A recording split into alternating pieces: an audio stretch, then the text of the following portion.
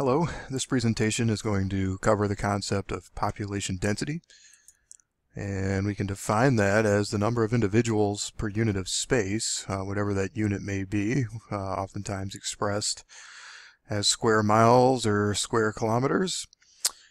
And when we measure density, it's simply the quantity of individuals per unit of area, as this equation shows. However, it's important to keep in mind that some countries are rather large but have huge uninhabitable areas, such as mountainous regions. Nepal is a good example. The Himalayas are largely uninhabitable, at least for most people. There are some hardy individuals who live there, I know, but it's not really supportive of a large population. It's also interesting that population density is generally unrelated to either wealth or inequality on a global scale.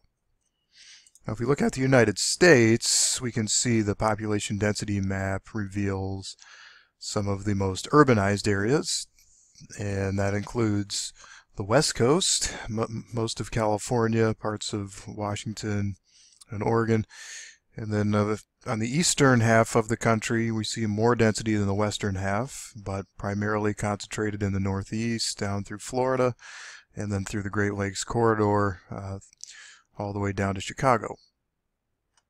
If we look on the global scale, we see that population density includes most of the United States, North America through Latin America, and only the northern tips of South America, while it also includes most of Europe, excluding Scandinavia, and Russia.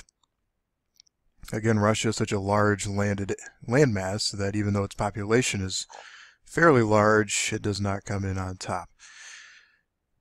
India stands out, as does Pakistan, and China not far behind, other parts of Asia and Oceania, Indonesia, Philippines, Thailand, all in there. And then in Africa, on the coastal regions, primarily we see where the most density is, and that's more or less the global map of density. Here, this is going back to the United States over time, taking a more historical view just to kind of give a sense of how things have changed since the first census in 1790, when the United States was simply a country of 3.9 million people. We've grown 100 times that size by 2010.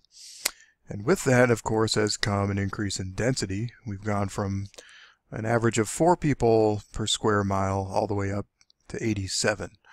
And that's an average, of course. Doesn't necessarily reflect any one place. In terms of area in millions of square miles, we've gone from 0.87 up to 3.53. Population density, even though it's unrelated to, as we mentioned earlier, inequality and wealth, is somewhat related to some social dynamics. The more dense things are, Calhoun suggests, the greater the social pathology. That, of course, is sort of an archaic way of saying social problems, but still is one way to describe it. And essentially the notion here comes down to the social psychology of overcrowding.